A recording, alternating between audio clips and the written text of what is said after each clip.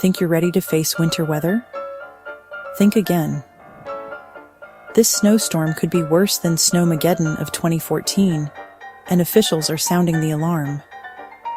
Back then, just a few inches of snow brought Atlanta to a standstill, trapping drivers for hours. Now, history may repeat itself. From Georgia to Louisiana, over 33 million people are under winter weather alerts.